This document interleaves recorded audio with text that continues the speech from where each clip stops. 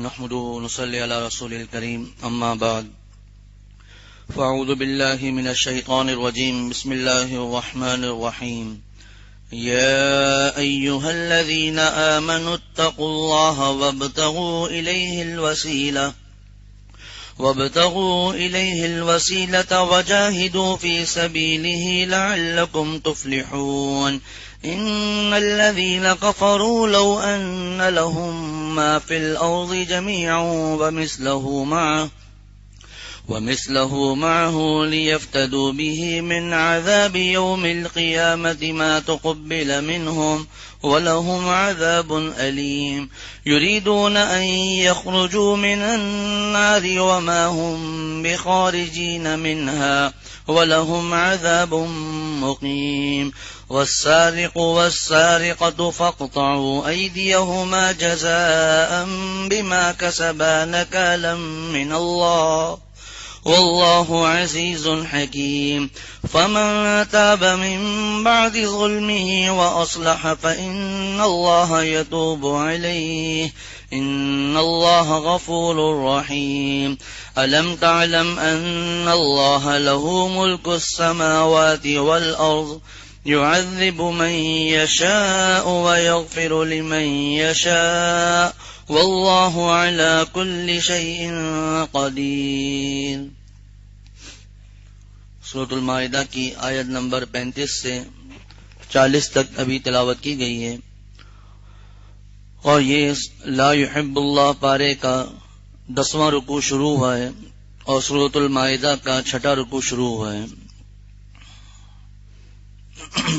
آخری جو درس ہوا تھا اس میں ڈکیتی کے بارے میں جو اسلحے کے زور پر مال کو لوٹا جاتا ہے اس کے بارے میں عرض کیا گیا تھا، اور یہ بھی کہا تھا کہ ہمارے عرف میں چوری اور ڈکیتی کو ایک ہی لفظ سے تعبیر کیا جاتا ہے، کبھی چوری کہہ دیتے ہیں کبھی ڈکیتی کہہ دیتے ہیں، لیکن شریعت کی اصطلاح میں چوری ایک الگ لفظ ہے اور ڈکیتی ایک الگ لفظ ہے۔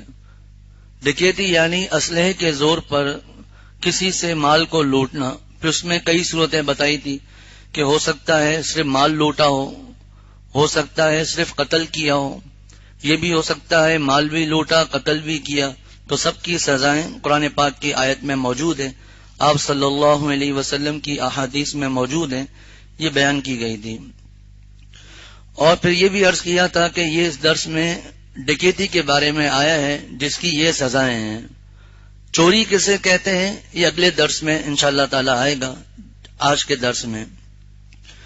تو گزشتہ درس میں جو آیتیں تھی آیت نمبر 33 اور 34، اس میں ڈکیتی کے بارے میں مضمون تھا اور اس کے بارے میں عرض کیا گیا تھا، سزائیں بتائی گئی تھی، اور درمیان میں اب جو آج جو آیتیں پڑھی ہیں ان میں درمیان میں آیت نمبر 35، آیت نمبر 36 اور 37، ان 3 آیتوں میں ایک دوسرا مضمون ہے جو ابھی میں عرض کروں گا، اور پھر آیت نمبر 38 اور 39 میں پھر چوری کے بارے میں تذکرہ ہے۔ چوری،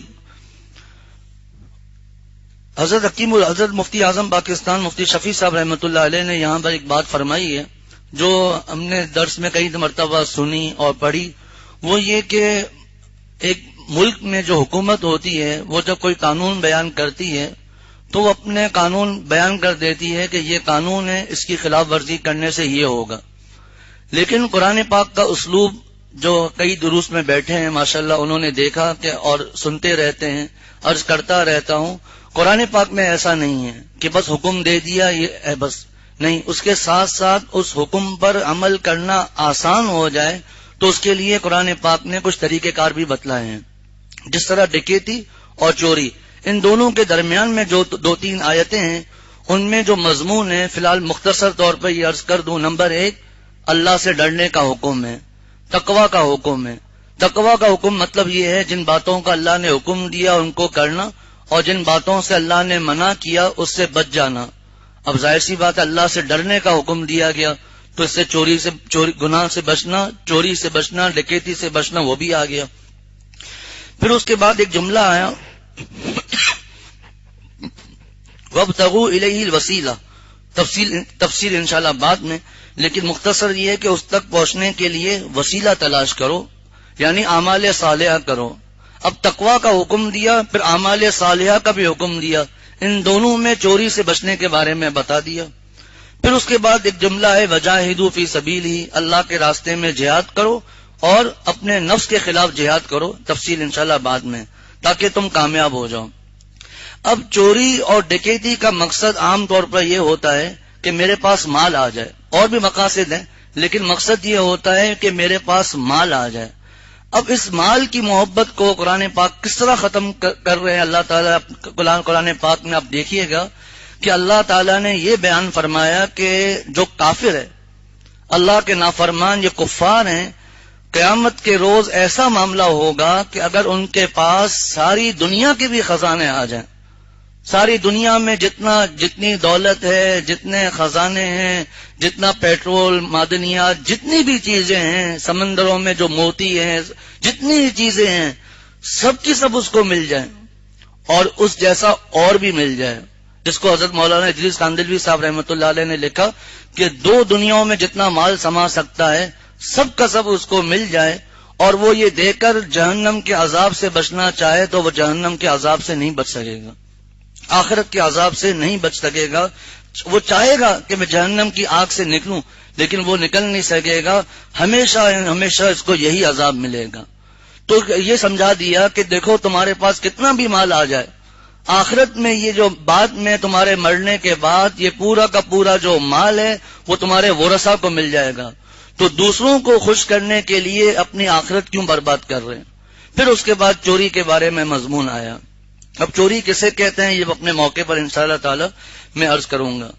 پہلے ان آیتوں کا ترجمہ عرض کرتا ہوں۔ یا ایھا الذین آمنوا، اللہ تعالیٰ ارشاد فرماتے ہیں اے ایمان والو، اتقوا اللہ، اللہ سے ڈرو، وابتغوا الیہ الوسیلۃ، اور اس تک پہنچنے کے لیے وسیلہ تلاش کرو، وجاہدوا فی سبیلہ، اور اللہ کے راستے میں جہاد کرو، لعلکم تفلحون، امید ہے کہ تم کامیاب ہو جاؤ گے۔ آگے فرماتے ہیں ان الذین کفروا، یقیناً جو لوگ کافر ہیں، جن لوگوں نے کفر کر لیا،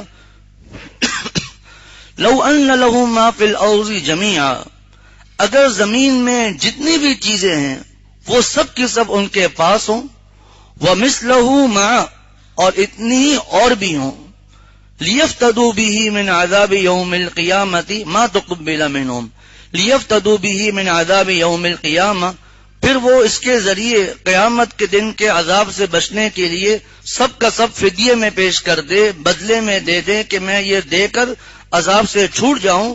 اللہ تعالیٰ ارشاد فرماتے ہیں چھوٹنا تو دور کی بات، ما تقبل منہم، یہ تمام چیزیں ان سے قبول بھی نہ کی جائیں گی، وَلَهُمْ عَذَابٌ أَلِيمٌ، اور ان کے لیے دردناک عذاب ہے۔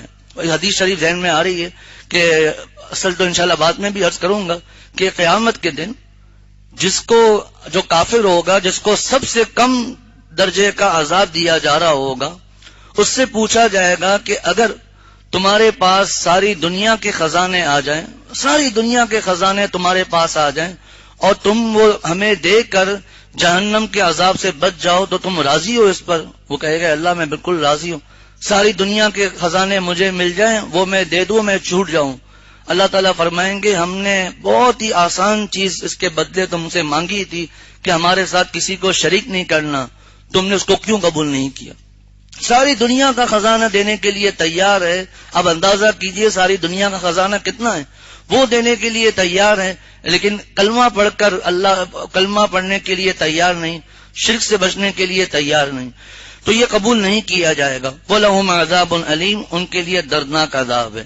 یریدون، وہ دل سے چاہیں گے، وہ چاہے گا ان یخرجوا من النار، کہ وہ آگ سے نکل جائے، وما هم بخارجین منها، حالانکہ وہ اس سے نکلنے والے نہیں ہیں۔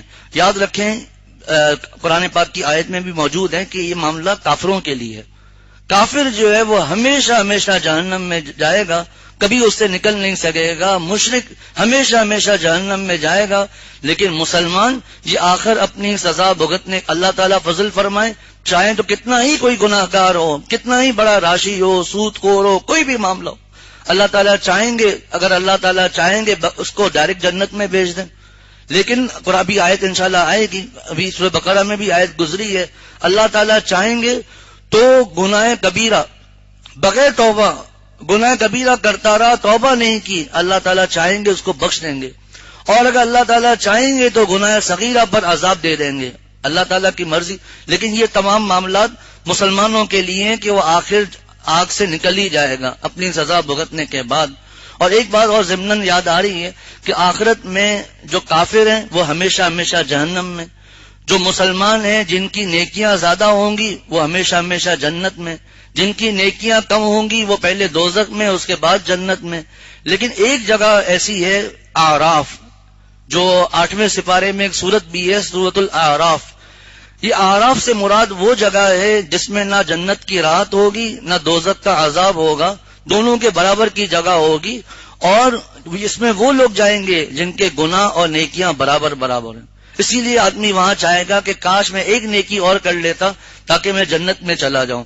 اور سورۃ الاعراف میں جو 8ویں سپارے میں آتی ہے، اس میں اللہ تعالیٰ نے یہ جو اعراف والے ہیں ان کی اور جنتی اور دوزخیوں کی آپس میں جو گفتگو ہے وہ بھی بیان فرمائی ہے اللہ تعالیٰ نے سورۃ الاعراف میں۔ اب یریدون، وہ چاہیں گے، ان یخرجوا من النار، کہ وہ آگ سے نکل جائیں، وما هم بخارجین منها، حالانکہ وہ اس سے نکلنے والے نہیں ہیں۔ کافر معلوم ہوا کہ مسلمان چاہے کتنا ہی گناہگار ہو آخر جہنم سے ضرور انشاءاللہ نکلے گا۔ وَلَهُمْ عَذَابٌ مُقِيمٌ، اور ان کو ایسا عذاب ہوگا جو قائم رہے گا، یعنی ہمیشہ ہمیشہ کا عذاب۔ وَالسَّارِقُ وَالسَّارِقَةُ، اور جو مرد چوری کرے، وَالسَّارِقَةُ، اور جو عورت چوری کرے، فَاقْطَعُوا أَيْدِيَهُمَا، ان دونوں کے ہاتھ کاٹ دو۔ آخری درس میں بھی یہ عرض کیا تھا کہ یہ کام حاکم وقت کا ہے، کسی اور کا یہ کام نہیں کہ وہ دیکھے جی اس نے چوری کی ہے اور وہ شرائط بھی پوری ہو رہی ہیں، اب چونکہ میرا کام ہے میں یہ حکم نافذ کروں گا، کہ کسی عام آدمی کا کام نہیں، حاکم وقت کا کام ہے۔ جو مرد چوری کرے، والسارقۃ، اور جو عورت چوری کرے، فاقطعوا ایدیہما، دونوں کے ہاتھ کاٹ دو، جزاء بما کسبا، تاکہ ان کو اپنے کیے کا بدلہ ملے، نکالا من اللہ، اور یہ اللہ کی طرف سے عبرتناک سزا ہو۔ واللہ عزیز حکیم، اور اللہ صاحب اقتدار بھی ہے، صاحب حکمت بھی ہے۔ فمن تاب، پھر جو شخص توبہ کر لے، من بعد ظلمہ، اپنی اس زیادتی کرنے کے بعد، وہ اصلح، اور اپنے اعمال درست کر لے، فإن اللہ یتوب علیہ، تو اللہ اس کی توبہ قبول کرے گا۔ ان اللہ غفور الرحیم، یقیناً اللہ بخشنے والا بڑا مہربان ہے۔ الم تعلم، کیا تم کو معلوم نہیں ہے، ان اللہ لہ ملک السماوات والارض، کہ آسمانوں اور زمین کی ساری حکمرانی، ساری کی ساری بادشاہ صرف اللہ کے پاس ہے۔ یعذب من یشاء، جس کو چاہے گا عذاب دے گا، وَيَغْفِرُ لِمَن یشاء، جس کو چاہے گا بخش دے گا، وَاللَّهُ عَلَى كُلِّ شَيْءٍ قَدِيرٌ، اور اللہ ہر چیز پر قادر ہے۔ جیسا کہ ابھی عرض کیا کہ گزشتہ دروس میں ڈکیتی کے بارے میں مضمون، اور درمیان میں کچھ آیتیں تاکہ اس ڈکیتی اور چوری سے بچا جا سکے، ان کی سزائیں بھی بتائیں، اور اللہ تعالیٰ کا خوف پیدا کیا جا رہا ہے، اللہ آخرت جہنم کے عذاب سے ڈرایا جا رہا ہے ساتھ ساتھ، اور سزائیں بھی بتائی جا رہی ہیں۔ پھر اس کے بعد چوری کا تذکرہ۔ یا ایھا الذین آمنوا، اے ایمان والوں، اتقوا اللہ، اللہ سے ڈرو۔ جب اللہ سے ڈرے گا تو اس کا مطلب یہ ہے کہ اللہ کو راضی کرنا، جو اللہ کو راضی کرے گا وہ چوری سے، ڈکیتی سے، ہر چیز سے بچے گا۔ وابتغوا الیہ الوسیلہ، اور اس تک پہنچنے کے لیے وسیلہ تلاش کرو۔ اب یہ وسیلہ کیا چیز ہے؟ ایک ہے واو سین لام، اور ایک ہے واو صاد لام، وصل اور وصل۔ وصل کا مطلب ہوتا ہے ملنا، اور وسیلہ، وصل کا مطلب ہوتا ہے ایسا ملنا جس میں محبت اور رغبت ساتھ ساتھ ہو، محبت اور رغبت کے ساتھ ملنا، یہ تو اس کا معنی ہے۔ اب اس کا مطلب کیا ہے؟ مفسرین فرماتے ہیں، نمبر 1، ہر وہ چیز جو جس عبادت کو بندہ رغبت کے ساتھ کرے تاکہ میرا تعلق اپنے رب کے ساتھ قوی ہو جائے، یہ ہے وسیلہ۔ سب اقوال کا خلاصہ یہی ہے، اللہ کو راضی کرنا، اللہ کی فرما برداری کرنا، اللہ کی اطاعت کرنا۔ بعض حضرات نے فرمایا اس کا مطلب ہے طاعت اور اعمال صالحہ، وہی مطلب ہو جائے گا۔ بعض نے فرمایا کہ اللہ کا قرب حاصل کرو اس کی فرما برداری کر کے۔ یہاں پر حضرت مفتی شفیع صاحب رحمۃ اللہ علیہ نے معرف القرآن میں 2 حدیث بیان کی ہیں۔ فرمایا کہ ایک حدیث میں ہے رسول اللہ صلی اللہ علیہ وسلم نے فرمایا کہ وسیلہ ایک اعلیٰ درجہ ہے جنت کا جس کے اوپر کوئی درجہ نہیں ہے. تم اللہ سے دعا کرو کہ وہ درجہ اللہ مجھے عطا فرما دیں. اللہ تعالیٰ ہمیں بھی اس کی توفیق عطا فرمائے. آگے عرض کروں گا. ایک روایت میں ہے مسلم شریف کی کہ رسول اللہ صلی اللہ علیہ وسلم نے فرمایا جب مؤذن اذان کہے تو تم بھی وہی کلمات کہتے رہو جو مؤذن کہتا ہے، یعنی اذان کا جواب. اس کے بعد مجھ پر درود پڑھو. درود ابراہیمی بھی پڑھ سکتے ہیں، مختصر درود شریف بھی پڑھ سکتے ہیں، اور میرے لیے وسیلے کی دعا کرو. دعائے وسیلہ جسے کہتے ہیں اللہم رب هذه الدعوة التامة والصلاة القائمة آتی محمدا الوسیلۃ والفضیلہ وابعثه مقاما محمودا الذی وعدتہ انک لا تخلف المیعاد. یہ مسنون دعا ہے. اب اس میں جو زائد الفاظ ہیں وہ سنت سے ثابت نہیں ہیں. ہمارے پیارے شیخ عارف باللہ حضرت مولانا شاکی محمد اختر صاحب رحمۃ اللہ علیہ کا ایک واعظ ہے ختم بخاری شریف کے حوالے سے. اس پہ حضرت والا نے آخری حدیث کی شرح فرمائی تھی. پھر درس حدیث کے بعد حجرے میں آ کر حضرت والا نے اس دعا کی بھی تشریح فرمائی تھی. عجیب و غریب شرح حضرت والا نے فرمائی. بڑے بڑے علماء بیٹھے ہوئے تھے، مست ہو گئے تھے اس حدیث شریف کی دعا. تو سب سے پہلے اذان کا جواب دینا ہے. اس اذان کا جواب دینے کے بعد درود شریف اور پھر دعائے وسیلہ، یہی اللہم رب هذه الدعوة التامة. اور اس دعا کی برکت سے انشاءاللہ خاتمہ بھی ایمان پر ہوگا. یہ تو مسنون عمل ہے جو حدیث شریف سے ثابت ہے. اس کو مسنون اعمال کہا جاتا ہے. اور ایک ہوتا ہے مجربات، یعنی جو قرآن و حدیث میں تو نہیں ہے لیکن بزرگوں نے قرآن و حدیث کا کوئی وظیفہ پڑھا، اس میں ان کو فائدہ نظر آیا، کچھ تجربہ ہوا، وہ انہوں نے لوگوں کو بتایا. اس کو مجربات کہتے ہیں، لیکن اس کو سنت کا درجہ نہیں دیں گے. سنت عمل یہاں تک پورا ہو گیا دعائے وسیلہ پڑھنے کے بعد. لیکن بعض حضرات نے یہاں پر ایک مجرب عمل بتایا ہے کہ جو شخص چاہتا ہے کہ میں حج و عمرے کی میری حاضری ہو تو وہ اس مسنون عمل کے بعد ایک دفعہ تلبیہ پڑھ لے، لبیک اللہم لبیک. اللہ تعالیٰ غیب سے اس کے لیے وسائل پیدا فرما دیں گے. جس طرح ایک عمل یہ بھی بتایا جاتا ہے کہ حج و عمرے کی نیت سے کچھ پیسے جمع کرنا شروع کر دیں. اب یہاں پر ایک سوال، اللہ تعالیٰ حضرت مفتی شفیق صاحب رحمۃ اللہ علیہ کو جزائے عظیم عطا فرمائے. فرمایا کہ حدیث شریف سے تو پتا چلتا ہے کہ آپ صلی اللہ علیہ وسلم نے فرمایا میرے لیے وسیلے کی دعا کرو کہ اللہ تعالیٰ مجھے وہ مقام عطا فرمائے. وسیلے کا مقام آپ صلی اللہ علیہ وسلم کے لیے مانگنے کا حکم دیا جا رہا ہے. دوسری طرف قرآن پاک کی آیت میں ہم غور کرتے ہیں تو یہاں پر صاف صاف ہے کہ تم بھی وسیلہ تلاش کرو. کیا ہمارا مقام نعوذ باللہ اور آپ صلی اللہ علیہ وسلم کا مقام ایک ہی ہو جائے گا؟ کیونکہ ایک طرف تو آپ صلی اللہ علیہ وسلم فرما رہے ہیں میرے لیے وسیلے کی دعا کرو، اور قرآن پاک میں آ رہا ہے کہ اللہ تک پہنچنے کے لیے وسیلہ تلاش کرو.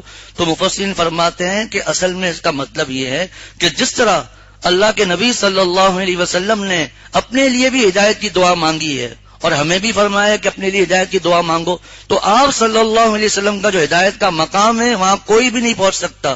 اسی طرح وسیلے کا جو آخری مقام ہے وہ تو سب سے اونچا جو کسی کو نہیں ملے گا وہ حضور صلی اللہ علیہ وسلم کے لیے ہے، لیکن اس کے درجات ہیں، اس تک پہنچنے کی کوشش کرنی ہے. اور حضرت مفتی شفیع صاحب رحمۃ اللہ نے فرمایا اس کا آسان طریقہ اتباع سنت ہے، کیونکہ اتباع سنت سے اللہ اور اس کے رسول صلی اللہ علیہ وسلم کی محبت ملے گی انشاءاللہ تعالی. تو وسیلہ حاصل کرنا اس کا آسان طریقہ اتباع سنت، یعنی آپ صلی اللہ علیہ وسلم کے طریقے پر چلنا. وَابْتَغُوا إِلَيْهِ الْوَسِيلَةَ، آگے وَجَاهِدُوا فِي سَبِيلِهِ، اور اس کے راستے میں جہاد کرو. حضرت شیخ الاسلام حضرت مفتی محمد تقی عثمانی صاحب دامت برکاتہم نے فرمایا یہاں پر جہاد سے مراد کافروں کے ساتھ جہاد کرنا بھی ہے، اور اسی طرح اپنے نفس کے خلاف جہاد کرنا اور اس میں آگے بڑھنا، گناہوں سے بچنا، اور یہ سب کے سب مجاہدے دونوں داخل ہیں، صرف جہاد نہیں دونوں داخل ہیں. یہاں پر مفسرین نے فرمایا ہے کہ یہاں درمیان میں وجاہدوا فی سبیلی کے کیا ربط اور جوڑ ہے، کیا تعلق ہے. فرمایا اصل میں اوپر یہ جو ڈاکہ وغیرہ ان کی خرابی بیان کی گئی، فساد پھیلانا. تو کوئی نالائق کہہ سکتا ہے کہ جی جہاد میں بھی تو فساد پھیلایا جا رہا ہے، اس میں بھی تو قتل کیا جا رہا ہے، اس میں بھی تو نعوذ باللہ وہی صورتیں ہیں. تو پہلا تو یہ بتا دیا کہ جو آدمی ڈاکہ وغیرہ کرتا ہے وہ اپنے لیے کرتا ہے. یہاں پر ہے وجاہدوا فی سبیلہ، اللہ کے راستے میں جہاد کرنا ہے، یہ اپنے نفس کے لیے نہیں ہے. اور یہ اللہ کے راستے میں جہاد کرنا ہے، اور اس بدامنی کو ختم کرنے کے لیے، اس فساد کو پھیلانے کے لیے جہاد ہے. پھر اس دوران چاہے ڈاکو وغیرہ مارے جائیں، سرکش وغیرہ مارے جائیں، وہ اس میں منع نہیں. تو یہ جہاد الگ چیز ہے، فساد پھیلانا الگ چیز ہے. اس لیے درمیان میں وجاہدوا فی سبیلہ، اور اس کے راستے میں جہاد کرو. لعلکم تفلحون، امید ہے کہ تم کامیاب ہو جاؤ گے. یہ امید اللہ کے لحاظ سے نہیں ہے، یہ ہماری طرف نسبت کر کے ہے کہ جس کا ہم کہتے ہیں شاید کہ ایسا ہو جائے گا. اللہ کے ہاں یقینی ہے کہ جو اللہ سے ڈرے گا اس کے لیے اس تک پہنچنے کے لیے وسیلے کو تلاش کرے گا، اللہ کے راستے میں جہاد کرے گا، وہ یقیناً کامیاب ہو جائے گا. وجاہدوا فی سبیلہ لعلکم تفلحون. یہاں پر بھی وہی بات دوبارہ آئے گی جو پہلے دروس میں گزر چکی ہے کہ جہاد بھی حاکم وقت کا کام ہے. کسی آدمی کا یہ کام نہیں ہے تو ایک فوج اکٹھی کرے اور کہے میں جہاد کروں گا، یہ ان کا کام نہیں، حاکم وقت کا کام ہے. وجاہدوا فی سبیلہ لعلکم تفلحون.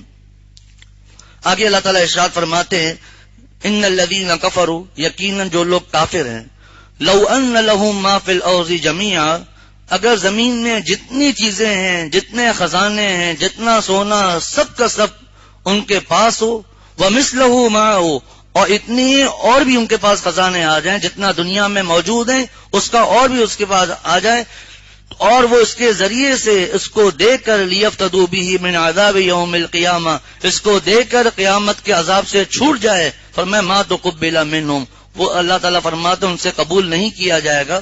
وَلَهُمْ عَذَابٌ علیم، اور ان کے لیے دردناک عذاب ہے. فرمایا یریدون ان یخرجوا من النار، وہ چاہیں گے، وہ کفار چاہیں گے ان یخرجوا من النار، کہ وہ نکل جائیں آگ سے. وما هم بخارجین منها، حالانکہ وہ اس سے نکلنے والے نہیں ہیں. کون؟ کفار نکلنے والے نہیں ہیں. معلوم ہوا مسلمان ایک دن ضرور اپنی سزا بھگتنے کے بعد ضرور جہنم سے نکلے گا. وما هم بخارجین منها ولهم عذاب مقیم، اور ان کو ایسا عذاب ہوگا جو قائم رہے گا. اچھا، اس قسم کی جو آیت بیان کی جاتی ہیں یا احادیث بیان کی جاتی ہیں تو بعض لوگ دلیر ہو جاتے ہیں بعض لوگ دلیر ہو جاتے ہیں.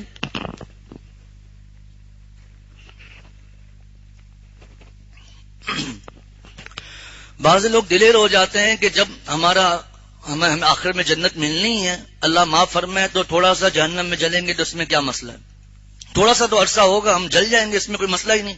تو پہلی بات تو یہ ہے کہ مسلمان آخر جہنم سے نکلے گا سزا بھگتنے کے بعد، یہ اس وقت ہے جب خاتمہ ایمان پر ہوا ہو. بعض گناہوں کی نحوست ایسی ہوتی ہے، اللہ تعالیٰ میری ہم سب کی حفاظت فرمائے، کہ ان گناہوں کی وجہ سے واضح مرتبہ ایمان تک نکل جاتا ہے، ایمان تک نکل جاتا ہے. اس لیے دلیر نہیں ہونا چاہیے کہ ٹھیک ہے آخرت میں تو ہمیشہ جنت ملنی ہے، تو یہاں دنیا میں بھی مزے کرو، آخرت میں بھی مزے کریں گے، درمیان میں تھوڑا سا وقت ہے عذاب سہ لیں گے. تو اس طرح کہنا صحیح نہیں. یہ خاتمہ ایمان پر ہوگا تو پھر یہ معاملات ہیں. وما هم بخارجین منها ولهم عذاب مقیم. اب چوری کے بارے میں مضمون، اور ڈکیتی کا تو عرض کر دیا اسلحے کے زور پر، لیکن چوری کسے کہتے ہیں؟ یہ چوری آخر کیا چیز ہے جس کو سرقہ عربی میں کہا جاتا ہے؟ یہاں پر السارق والسارقۃ کا جملہ آیا. چوری کہا جاتا ہے کہ کوئی شخص کسی کے مال کو محفوظ جگہ سے چھپ کر وہ اٹھا لے، اور اس چیز کی ملکیت، اس چیز کی مالیت کم از کم 10 دراہم کے برابر ہو. 10 دراہم آج کل کے نہیں، اس کی مقدار جو کتابوں میں لکھی ہے آج کل کے حساب سے 10 درہم کی مقدار تقریباً 2.600 تولہ کچھ بنتی ہے، اور گرام کے اعتبار سے 30 گرام اوپر کچھ چاندی، سونا نہیں، چاندی کے برابر، سلور کے برابر، سونا نہیں، سونا تو بہت زیادہ ہو جائے گا.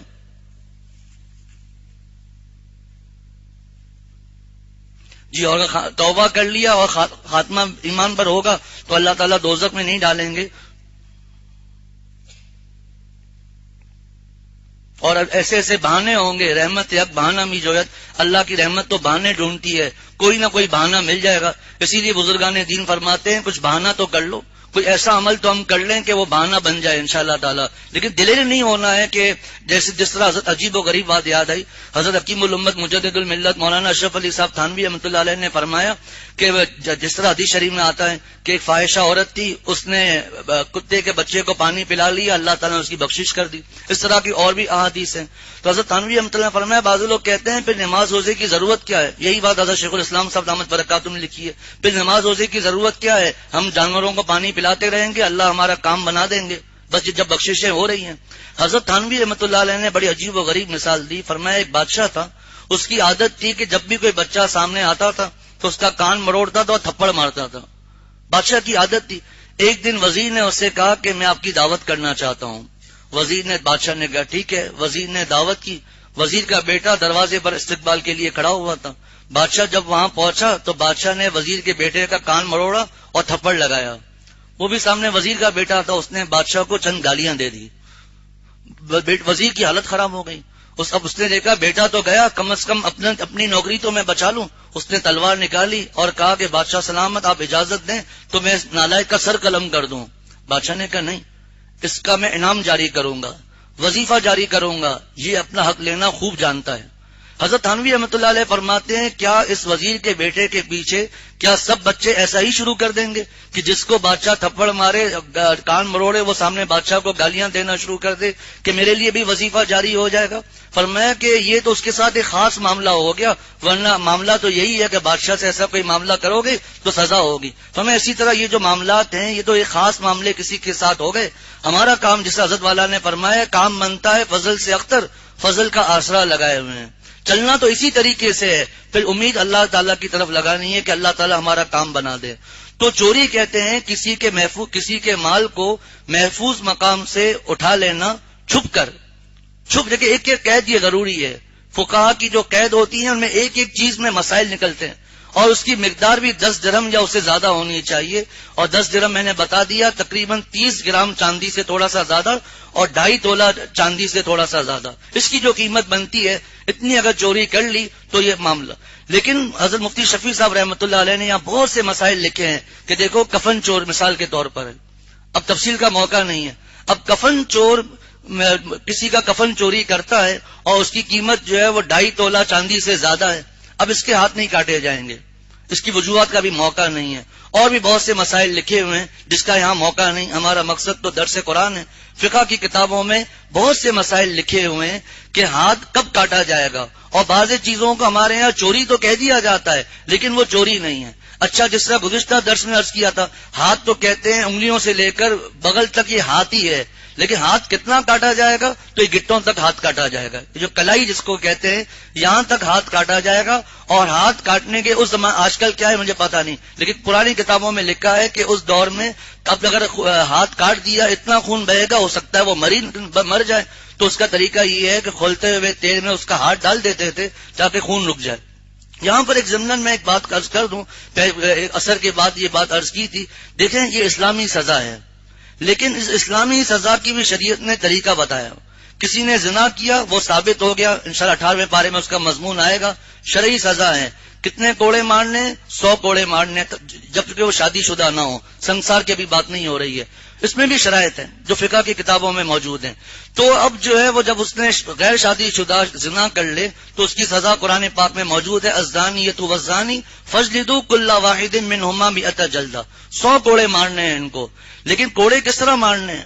جس طرح مرضی ہے. شریعت نے کوڑے کا طریقہ بتا دیا کہ کوڑا ایسا ہو جس میں آگے گرہ نہ بندھی ہوئی ہو. پھر کوڑا جو مارنا ہے وہ کچھ جگہیں شریعت نے بتائی، مثلا میں 1-2 بتاؤں گا. سر پہ نہیں مارنا کوڑا، چہرے پر نہیں مارنا. اب یہاں پر ایک ضمن میں بات عرض کر دوں والدین کے لیے، اساتذہ کے لیے جو پٹائی کرتے ہیں. اچھا، پھر کوڑا بھی طاقت سے نہیں مارا جائے گا، درمیانی طاقت سے مارا جائے گا. جب اسلامی سزاؤں میں جس میں اللہ تعالیٰ خود فرما رہے ہیں وَلَا تَأْخُذْكُمْ بِهِمَا رَأْفَةٌ فِي دِينِ اللَّهِ، تم نرمی مت کرنا، کرے بیچارے کو. اس میں جب اللہ تعالیٰ نے شرائط بتا دیے تو والدین اور اساتذہ جو کسائیوں کی طرح مارتے ہیں وہ کتنا بڑا گناہ ہے. کتنا بڑا وہ گناہ ہے کہ اسلامی سزاؤں میں تو شریعت نے منع کیا ہے کہ سر پہ نہیں مارنا، چہرے پر نہیں مارنا. اور بھی تفصیلات ابھی اس میں نہیں جا رہا، سر اور چہرے کو بھی میں لے رہا ہوں. یہاں نہیں مارنا ہے. جب اسلامی سزاؤں میں یہ تلقین ہے، کوڑے کا بتا دیا کیسا کوڑا ہو، کس انداز سے مارنا ہے یہ بھی بتا دیا. تو پڑھائی کی وجہ سے مارنا، اتنی اٹھک بیٹھک کرانا، اتنی دیر مرغا بنانا، اتنے ڈنڈے مارنا، یہ کس طرح جائز ہو جائے گا؟ یہ بالکل ناجائز ہے، حرام ہے. بنوری ٹاؤن کا فتویٰ ہے، وہ موجود ہے کہ کتنا مار سکتے ہیں. میرے استاد حضرت مفتی محمد ارشاد صاحب رحمۃ اللہ علیہ وہ کس طرح پٹائی کرتے تھے آپ حیران ہو جائیں گے. چھوٹا سا ڈنڈا ہوتا تھا، اس کو یوں مارتے تھے، بس یوں، اس طرح اتنا ہلکا. جو سامنے موجود ہیں وہ دیکھ رہے ہوں گے. فرماتے تھے جس میں احساس ہوگا اس کے لیے اتنا ہی کافی ہے، مقصد احساس پیدا کرنا ہے بس. اب اس میں کسی کو پھر پورا ہاتھ کھینچ کر مارنا اس کی بھی اجازت نہیں ہے. اتنا مارنا کہ ہڈی وغیرہ ٹوٹ جائے یہ بھی جائز نہیں ہے. یہ تمام چیزیں آخرت میں، دنیا میں تو کچھ نہیں ہو سکتا، اسلامی حکومت نہیں، آخرت میں اس پر مواخذے کا خطرہ ہے. ہمارے حضرت والا شیخ العرب العجم عارف باللہ حضرت مولانا شاہ حکیم محمد اختر صاحب رحمۃ اللہ علیہ فرماتے تھے کہ اے قاری صاحب، اگر آپ کی وجہ سے ایک نے بھی طالب علم نے پڑھنا چھوڑ دیا تو تمہاری جہنم کے لیے یہی کافی ہے. اللہ تعالیٰ حفاظت فرمائے، اللہ تعالیٰ معاف فرمائے، سمجھنے کی توفیق عطا فرمائے. تو یہ ہاتھ جو کاٹا جائے گا، عرض کر دیا گٹوں تک ہاتھ کاٹا جائے گا جس کو کلائی کہتے ہیں، اس سے زیادہ نہیں، اور اس کا طریقہ بھی بتا دیا. اور عرض کر دیا کہ یہ اس کو سرقہ کہتے ہیں، چوری، اس کی یہ سزا ہے. ڈکیتی کا معاملہ الگ ہے جو گزشتہ درس میں گزر گیا. تو فرمایا والسارق والسارقۃ. حضرت مفتی اعظم پاکستان مفتی شفیع صاحب رحمۃ اللہ علیہ فرماتے ہیں یہاں پر اللہ تعالیٰ نے پہلے مرد کا ذکر کیا چوری میں، والسارق والسارقۃ. اور زنا کا جب معاملہ آیا 18ویں سپارے میں تو وہاں پر اللہ تعالیٰ نے پہلے عورت کا تذکرہ کیا، الزانیۃ والزانی. اس میں راز کیا ہے، حکمت کیا ہے کہ چوری میں پہلے مرد کا تذکرہ پھر عورت کا تذکرہ، اور زنا کے وقت میں پہلے عورت کا تذکرہ پھر مرد کا تذکرہ. اس میں راز کیا ہے؟ تو اصل میں بات یہ ہے کہ فرمایا بہت سی حکمتیں لکھی ہیں، لیکن جو دل کو بات زیادہ لگتی ہے وہ یہ ہے کہ چوری کرنا. چونکہ مرد کا کام یہ ہے کہ وہ کمائے، کسب کرے، کمائی کرے، اور اس کے پاس بہت سے مواقع ہیں، اس کے باوجود وہ چوری کرتا ہے تو زیادہ برا کام ہے. اس لیے اللہ تعالیٰ نے پہلے مرد کو بیان کیا، عورت کو بعد میں بیان کیا. سزا دونوں کی وہی ہے، لیکن بات پہلے اور بعد کی بات. اور زنا میں چونکہ عورت کو اللہ تعالیٰ نے ایک شرم و حیا رکھی ہے، اس کا ماحول ایسا ہے کہ اس کے لیے کام کرنے مشکل ہیں، تو اس شرم اور حیا کی وجہ سے پھر بھی وہ یہ کام کرتی ہے، تو اس کو پہلے بیان کر دیا الزانیۃ والزانی. دیکھیں ہم شریعت کے احکامات میں دیکھیں گے اللہ تعالیٰ نے عورت کو ہر جگہ چھپا کر رکھا. نماز جیسی عبادت، مردوں کے نماز پڑھنے کا طریقہ الگ، عورتوں کا الگ، اور اس طریقے کا خلاصہ نکالیں الگ کیوں ہے تو ہمیں نظر آئے گا عورت کا پردہ. کھڑا ہونا ہے سمٹ کر کھڑا ہونا ہے، رکوع کرنا ہے سمٹ کر رکوع کرنا ہے، سجدے میں جانا ہے سمٹ کر کرنا ہے. اور ہم مردوں کا سجدہ کیا ہے؟ اٹھ کر سجدہ کرنا. نماز میں اللہ تعالیٰ نے عورتوں کو چھپا دیا. اسی طرح عمرے کا جو طواف ہوتا ہے مردوں کے لیے رمل ہے، عورتوں کے لیے اکڑ کے چلنا پہلوانوں کی طرح، عورتوں کے لیے نہیں. یہاں پر بھی اللہ تعالیٰ نے عورتوں کو چھپایا. اس سے بڑھ کر ہم جائیں صفا مروہ میں. عقل کا تقاضا یہ ہے کہ چونکہ صحیح حضرت حاجرہ رضی اللہ تعالی عنہ نے کی تھی، دوڑی وہ تھی تو عورتوں کو ہی دوڑنا چاہیے تھا، لیکن مردوں کا ساتھ اختلاط کی وجہ سے عورتوں کو یہاں پر بھی بھاگنے کا حکم نہیں.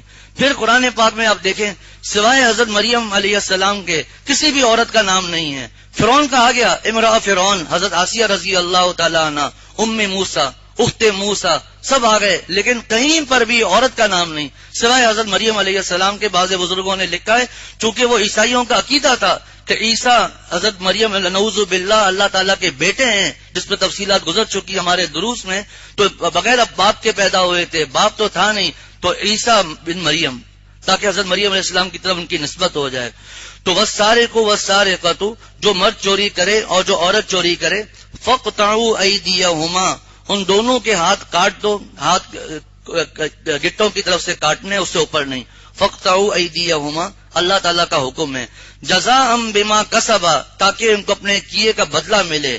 نکالا من اللہ، اللہ کی طرف سے عبرتناک سزا ہے. نکال کہتے ہیں اس سزا کو جس میں دوسروں کے لیے عبرت ہو. اب آگے میں عرض کروں گا اس کو تھوڑا سا. نکالا من اللہ، اللہ کی طرف سے عبرتناک سزا ہو. واللہ عزیز حکیم، اور اللہ صاحب اقتدار بھی ہے، صاحب حکمت بھی ہے. اللہ تعالیٰ سمجھتے ہیں جو فیصلہ کرتے ہیں اس میں کیا حکمت ہے وہ اللہ کو پتا ہے. ایک آیت چھوڑ کر اگلی آیت نے فرمایا کہ تمہیں معلوم نہیں کہ اللہ آسمان اور زمین کی حکمرانی ملکیت سب اللہ کی ہے. جب اللہ مالک ہیں تو جو اللہ تعالیٰ چاہیں گے فیصلہ فرمائیں گے. انشاءاللہ ہمارے لیے اتنا ہی کافی ہے کہ اللہ تعالیٰ کا حکم ہے، لوگوں کے لیے عبرت ہے. جو اللہ نے، چونکہ اللہ تعالیٰ عزیز بھی ہے، حکیم بھی ہے، جو اللہ نے فیصلہ کیا وہ کافی ہے. لیکن یہود و نصارہ اور ان کی دیکھا دیکھی بعض مسلمانوں کا یہ نظریہ ہے کہ یہ جو ڈکیتی کی جو سزائیں ہیں، یہ جو چوری کی جو سزا ہے، یہ زنا کی جو سزائیں ہیں، یہ سب چیزیں نعوذ باللہ ظالمانہ اور وحشیانہ سزائیں ہیں. ظالمانہ اور وحشیانہ سزائیں ہیں. حضرت مفتی اعظم پاکستان مفتی شفیع صاحب رحمۃ اللہ علیہ نے تفسیر معارف القرآن میں فرمایا کہ پہلے ہم انگریزوں کے قانون کی طرف آتے ہیں کہ ان انگریزوں کا قانون کیا ہے، چوری اور ڈکیتی کی صورت میں ان کا قانون کیا ہے؟ کہ ان کا قانون یہ ہے کہ جب اس نے چوری کی ہے تو اس کو تھوڑے عرصے کے لیے جیل میں بھیج دو، پھر نکل جائے۔ فرمایا کتنے ہی لوگ ہیں ان کو اس سے کوئی فرق نہیں پڑتا، حتیٰ کہ یہ جملہ تک اپنے دوستوں سے کہتے ہوئے نکلتے ہیں کہ ہمارا چولہا، تفسیروں میں لکھا ہوا ہے یہ جملے، کہ ہمارا چولہا سنبھال کے رکھنا، ہم تھوڑے عرصے میں دوبارہ آ رہے ہیں، کیونکہ اس چوری سے ان کو کوئی فرق نہیں پڑتا۔ فرمایا کہ بعض مرتبہ تو سزا ہی نہیں ہوتی ہے، خود پولیس ڈر رہی ہوتی ہے کہ اگر ہم نے ان کو سزا دی تو اس صورت میں بعد میں یہ ہمیں نہیں چھوڑیں گے، ہمارے بیوی بچوں کو نہیں چھوڑیں گے، پکڑو ہی نہیں ان کو۔ بعض مرتبہ سزا ہو جاتی ہے، رشوت سے بچ جاتے ہیں، بعض مرتبہ سزا ہو جاتی ہے، کچھ عرصے کے بعد چھوٹ جاتے ہیں، ان کو کوئی فرق نہیں پڑتا۔ حضرت مولانا حبیب اللہ مختار صاحب شہید رحمۃ اللہ علیہ بنوری ٹاؤن کے استاد تھے، محتمم تھے، فرمایا ان کے بارے میں ان کے بینات میں لکھا ہوا ہے کہ ان کے قاتلوں نے خود اقرار کیا کہ ہم نے قتل کیا ہے، شہید کیا ہے۔ وجہ کہ ہمیں یہ کہا گیا کہ ان کو شہید کر دو، مدرسہ بند ہو جائے گا، کہ ہم نے یہ کر دیا، خود اقرار کیا، لیکن عدالت سے بری ہو گئے اور نکلتے ہوئے ہاتھ سے وکٹری دکھاتے ہوئے جا رہے ہیں، ہاتھ سے وکٹری دکھاتے ہوئے جا رہے ہیں، لیکن کوئی سزا نہیں ہے، کچھ بھی نہیں ہے، آزاد پھر رہے ہیں۔ اسلامی سزائیں اگر آ جائیں، جزاء بما کسبا نکالا من اللہ، ایک آدمی کا جس نے چوری کی اور اس کا ہاتھ کٹ جائے، آپ بتائیے کہ کسی کی ہمت ہوگی؟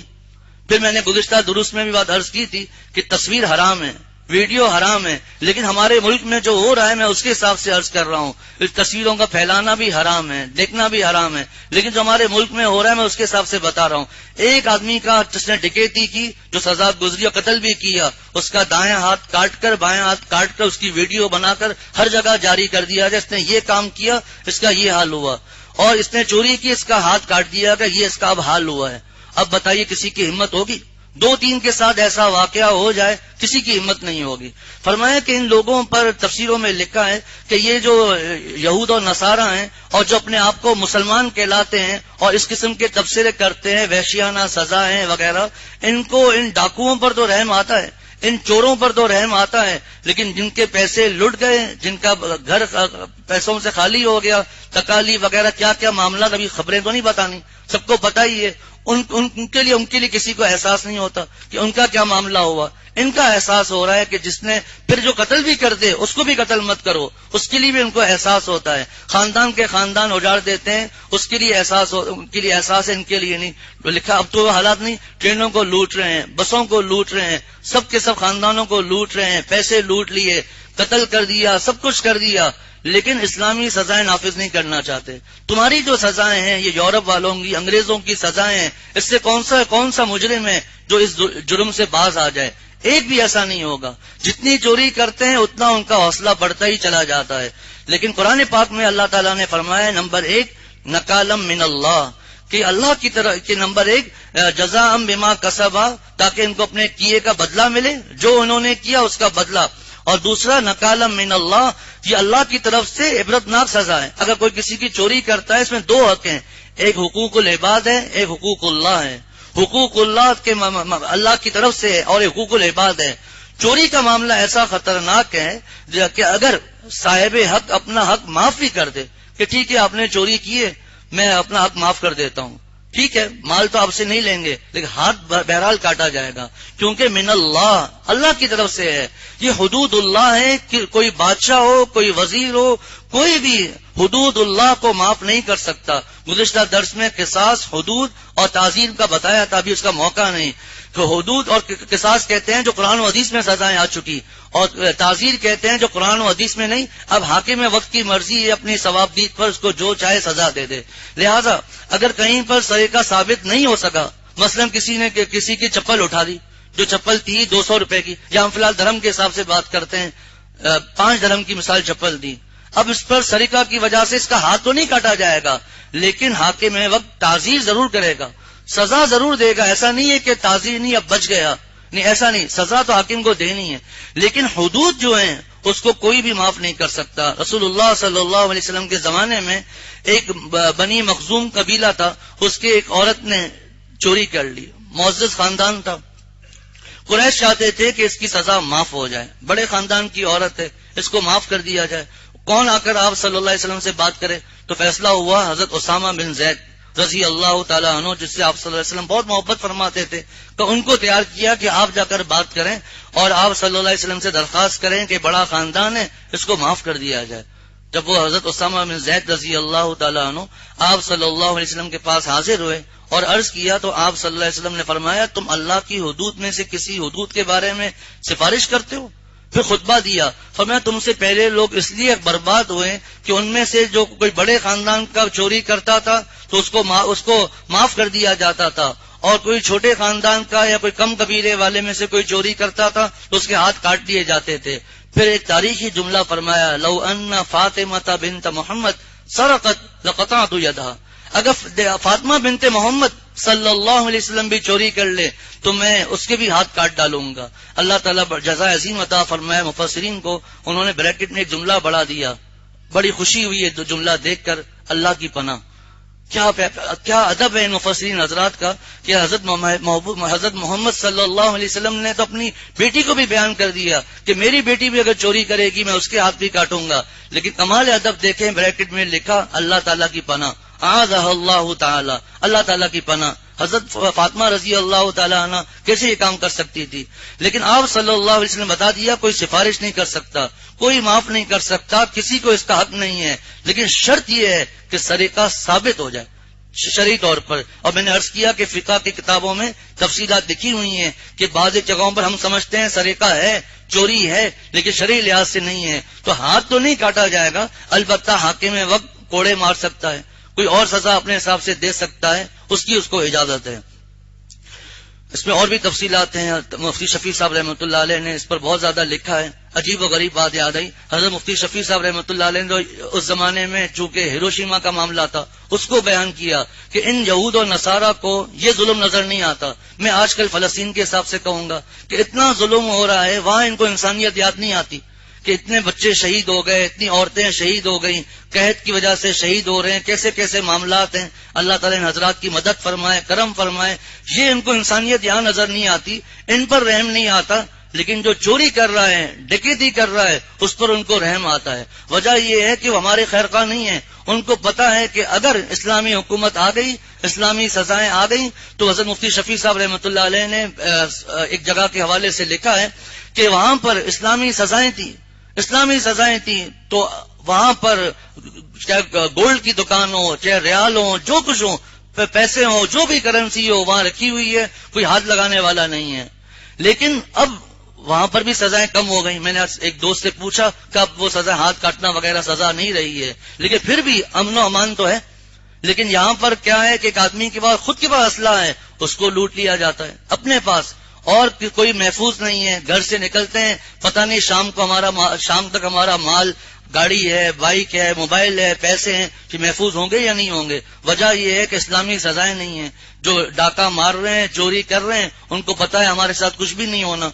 تو فرمایا اللہ تعالیٰ نے یہاں پر دو باتیں، ایک تو اللہ تعالیٰ کا حکم آ گیا کہ ان کے ہاتھ کاٹ ڈالو، دوسرا یہ کیوں ہے؟ کیونکہ جو انہوں نے کیا اس کا بدلہ ان کو ملا ہے۔ نکال من اللہ، اللہ کی طرف سے عبرتناک سزا ہے۔ عرض کر دیا نکال اس سزا کو کہتے ہیں جس میں دوسروں کے لیے عبرت ہو، جب اللہ کی طرف سے تو کسی کو معاف کرنے کا حق نہیں۔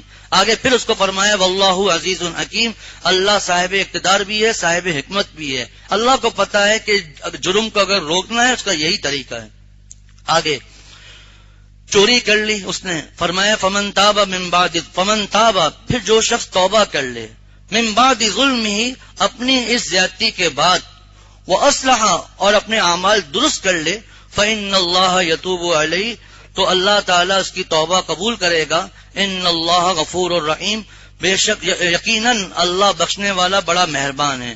ڈکیتی میں جو آخری آیت تھی جہاں ڈکیتی کے بارے میں مضمون تھا، وہاں یہ آیت آئی تھی، آیت نمبر 34 کہ الا الذین تابوا من قبل ان تقدروا علیہم، مگر سب سزائیں بیان کر کے اللہ تعالیٰ نے فرمایا مگر وہ لوگ جو توبہ کر لیں، الا الذین تابوا، مگر وہ لوگ جو توبہ کر لیں، من قبل ان تقدروا علیہم، تمہارا ان پر قادر ہونے سے پہلے یعنی گرفتار کرنے سے پہلے ان کی شان و شوکت باقی تھی، اگرچہ انہوں نے مال لوٹ لیا تھا، قتل بھی کر لیا تھا، لیکن طاقت باقی تھی، اس سے پہلے آ کر ان کو گرفتار کر لیا گیا۔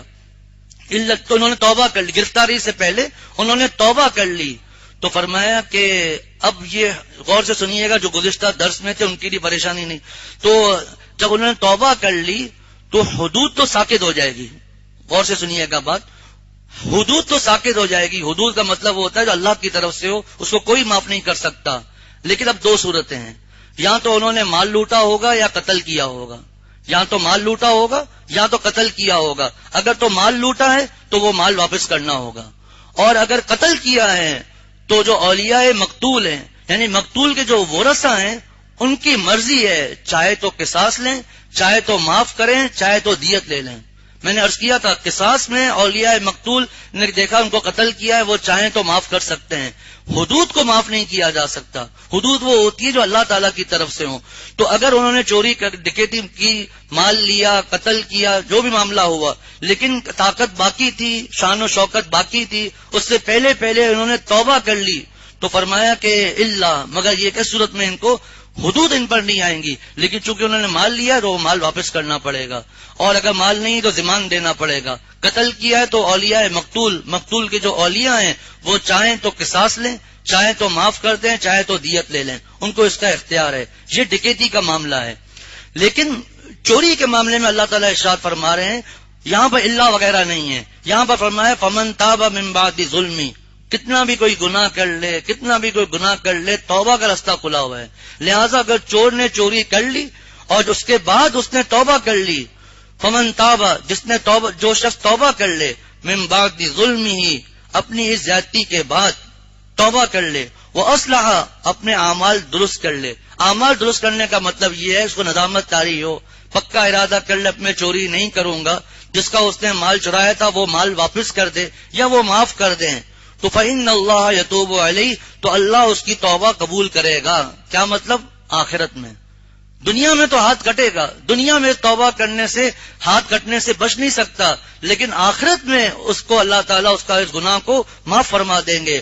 فإن اللہ یتوب علیہ ان اللہ غفور الرحیم، یقینا اللہ بخشنے والا بڑا مہربان ہے. دوبارہ عرض کر دوں، اگر تو ڈکیتی ہے اور انہوں نے مال لوٹا تھا یا قتل کیا تھا یا دونوں معاملات ہوئے تھے، ابھی شان و شوکت باقی تھی کہ انہوں نے اس سے گرفتاری سے پہلے توبہ کر لی، تو ان کی وہ سزا معاف ہو جائے گی. یعنی اب ان کو حاکم وقت قتل نہیں کرے گا. ہاں جو اولیاء مقتول ہیں وہ اگر حاکم سے کہتے ہیں جس نے ہمارے فلاں کو مارا ہے ہمیں قصاص دلائیں، تو حاکم قصاص دلائے گا. اگر وہ کہتے ہیں جی ہم نے اس کو معاف کر دیا تو وہ معاف بھی کر سکتے ہیں. اگر وہ کہتے ہیں نہیں مجھے دیت چاہیے تو دیت کی تفصیل جو پہلے گزر چکی اس حساب سے دیت بھی دینی پڑے گی. لیکن چوری میں ایسا نہیں ہے. چوری کر لی، اب چاہے لاکھ توبہ کرے، آخرت میں معافی ہے، لیکن دنیا میں معافی نہیں، ہاتھ کٹے گا. آگے اللہ تعالیٰ ارشاد فرماتے الم تعلم، کیا تم کو معلوم نہیں ہے ان اللہ لہ ملک السماوات والارض، کہ آسمان اور زمین کی ساری حکمرانی اور بادشاہ صرف اللہ کے پاس ہے. اللہ تعالیٰ کے جو پاس جب ہے تو اختیار بھی اللہ کا ہوگا. اللہ تعالیٰ کی مرضی ہے کہ اللہ تعالیٰ جو سزائیں چاہے بیان کریں. کسی کو یہ کہنے کا حق نہیں ہے کہ یہ ظالمانہ سزائیں، یہ وحشیانہ سزائیں. اور عرض کر دیا کیوں اس کو ظالمانہ کہتے ہیں، کیوں وحشیانہ کہتے ہیں، تاکہ امن نہ ہو. آپ نے جو سزائیں مقرر کی ہیں وہ کس قانون کے تحت کی ہیں؟ 10 لوگ مل کر بیٹھ گئے، قانون بنا دیا، یہ ملک کا قانون ہے، جب چاہا قانون کو اڑا دیا. آپ کو کوئی کہنے والا نہیں، تو حاکم وقت کے قانون کے لیے کیسے کہنا؟ توبہ کرنی چاہیے. معزز مفتی شفیع صاحب نے لکھا ہے ایسے آدمی جو ان سزاؤں کو وحشیانہ کہتا ہے، ظالمانہ کہتا ہے، وہ اب مسلمان بھی نہیں ہے، کیونکہ قرآن پاک میں نص قطعی میں آ گیا، وہ اس کی خلاف ورزی کر رہا ہے. فرمایا کہ یعذب من یشاء ویغفر لمن یشاء، جس کو چاہیں گے عذاب دیں گے، جس کی چاہیں گے مغفرت فرمائیں گے. سورہ بقرہ میں جب یہ للہ ما فی السماوات و ما فی الارض وان تبدوا ما فی انفسکم او تخفوه یحاسبکم به اللہ، وہاں پر تھا فیغفر لمن یشاء ویعذب من یشاء، پہلے مغفرت پھر عذاب. یہاں پر پہلے ہے یعذب من یشاء ویغفر لمن یشاء.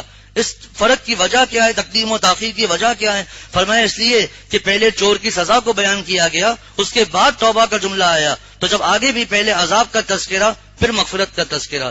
یعذب من یشاء ویغفر لمن یشاء واللہ علی کل شیء قدیر، اللہ ہر چیز پر قادر ہے. دیکھیں یہاں پر 3 آیتیں آخر میں آئیں. پہلے آیت نمبر 38 میں آیا واللہ عزیز حکیم، اللہ تعالیٰ صاحب اقتدار بھی ہیں، صاحب حکمت بھی ہیں، زبردست ہیں اور صاحب حکمت بھی ہیں. اس کے بعد غفور الرحیم، کہ اللہ تعالیٰ معاف کرنے والے، بخشنے والے، بڑے مہربان ہیں. اور اس کے بعد اللہ ہر چیز پر قادر ہے. تو جو اللہ تعالیٰ زبردست ہیں، حکمت و صاحب حکمت بھی ہیں، تو جو چاہیں اللہ تعالیٰ فیصلہ فرمائیں.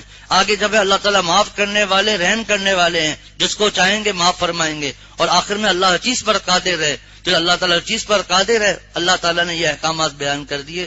اللہ تعالیٰ ہم سب کو عمل کی توفیق عطا فرمائے. وآخر دعوانا ان الحمد للہ رب العالمین وصلی اللہ تعالی علی خیر خلقہ محمد وعلی آلہ وصحبہ اجمعین برحمتک یا ارحم الراحمین. رمضان میں یہ درس قرآن ملتوی رہے گا. ظہر کے بعد اعلان ہو گیا، انشاءاللہ ظہر کے بعد رمضان میں مجلس بیان ہوا کرے گا. پھر عید کے بعد انشاءاللہ تعالی درس قرآن ہوگا. ایک صاحب نے لکھا ہے، اگر کوئی آدمی کم چوری کرے، مثلا 100-200 کی چوری کر لے تو بھی جرم ہے یا نہیں؟ تو اس بارے میں عرض کر دیا تھا کہ سرقہ تو نہیں ہے جس کی سزا ہے، البتہ حاکم وقت جو چاہے سزا دے سکتا ہے. ایک اور وضاحت کرنی ہے کہ جن صورتوں میں حد سرقہ ثابت نہیں ہوتی ہے اور چور کے ہاتھ نہیں کاٹے جاتے، تو اس کا مطلب یہ نہیں ہے کہ کوئی گناہ نہیں ہے. کسی کا مال اس کی اجازت کے بغیر لے لینا یہ بہت بڑا گناہ ہے. اور سیقول کے درس قرآن میں یہ آیت بھی گزری ہے، وَلَا تَأْكُلُوا أَمْوَالَكُمْ بَيْنَكُمْ بِالْبَاطِلِ. اور اسی طرح 5ویں سپارے میں بھی آیت گزری، یا ایھا الذین آمنوا لا تأکلوا اموالکم بینکم بالباطل، کہ ایک دوسرے کا مال ناحق طریقے سے مت کھاؤ.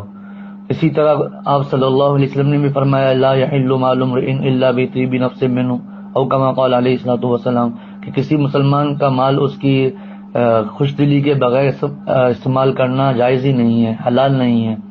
تو اس کا مطلب یہ نہیں ہے کہ جن صورتوں میں ہاتھ نہیں کٹ رہا کوئی یہ سمجھے گناہ بھی نہیں ہے. تو گناہ بہرحال ہوگا، چاہے کتنی چھوٹی ہی چیز کیوں نہ ہو. اللہ تعالیٰ ہم سب کو عمل کی توفیق عطا فرمائے.